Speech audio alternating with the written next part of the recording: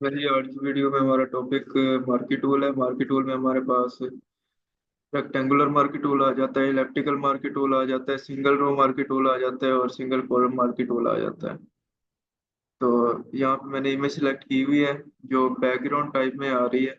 वो आपने जो भी इमेज सेलेक्ट करनी है सबसे पहले या उसकी लेयर कॉपी कर लेनी है, या फिर उसे सिंपल ही बैकग्राउंड को लेयर में कन्वर्ट करने के लिए डबल क्लिक करेंगे, वो सिंपल ही लेयर में क्लिक हो कन्वर्ट हो जाएगी। यहाँ से ओके करेंगे तो वो लेयर में कन्वर्ट हो जाएगी। तो मैंने यहाँ पे कॉपी ले रखी है, जो भी वर्किंग करूंगा मैं कॉपी पे करूंगा। इससे ये होगा कि कॉपी पे वर्किंग करने के लिए आपको इन फ्यूचर मसला नहीं देगा।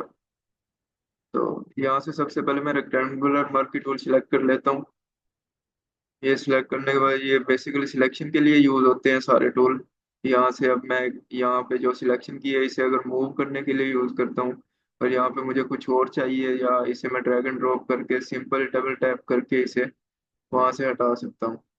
ये मेरे पास इसीलिए बैकग्राउंड पे शो हो रही है क्योंकि ये बैकग्राउंड पे मेरा बैकग्राउंड भी आ रहा है। अगर इसे मैं ऑफ कर देता हूँ तो ये वहां से हट गया। सिंपल ही इसी तरह आपका ये मैं कंट्रोल जी कर देता हूँ। इसी तरह आपका इलेप्टिकल मार्की टूल आ जाता है। ये भी आपका ये सर्कल में कोई सिलेक्शन आपने करनी है तो उसके लिए यूज होता है। यहाँ पे अगर आपकी सिलेक्शन में कोई मसला दे रहा है तो आप सिंपली शिफ्ट प्रेस करके सर्कल बनाएं। वो बिल्कुल एक्यूरेट सर्कल आपको बनवा के देगा। यहाँ से मैं मूव टूल क्लिक करके इसे मूव करता हूँ तो ये मूव हो रहा है। यहाँ से बैकग्राउंड में अनविजिबल कर देता हूँ, ये दोनों मूव हो गए। तो ये मैंने शिफ्ट प्रेस करके सर्कल बनाया था, इसीलिए ये रेक्टेंगुलर के दरमियान रेक्टेंगुलर के साथ ऐड हो गया। आपने पहले देखा था मैंने शिफ्ट प्रेस नहीं किया तो वो खाली एक सर्कल दे रहा था।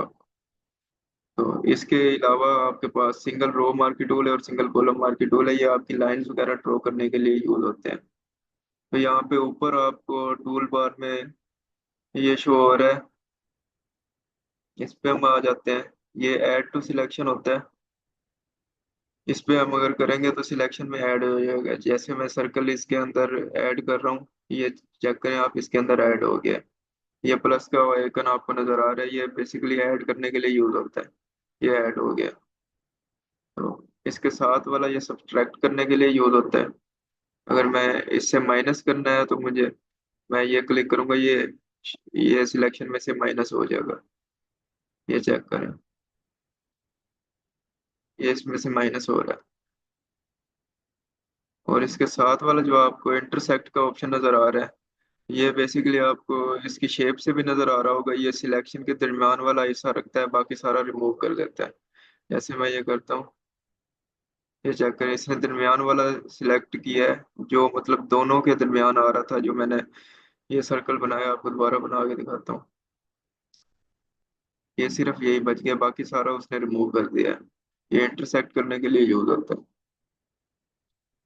तो अगर आपने यहाँ से कोई शेप बनानी है, जैसे मैं यहाँ से एक रेक्टेंगुलर बना देता हूँ, आप शेप भी बना सकते हैं इससे। यहाँ पे ये बना के इस पे मैं कलर कर देता हूँ, पेंट बकेट टूल से आगे कलर कर देता हूँ तो ये कलर हो जाएगा इसमें।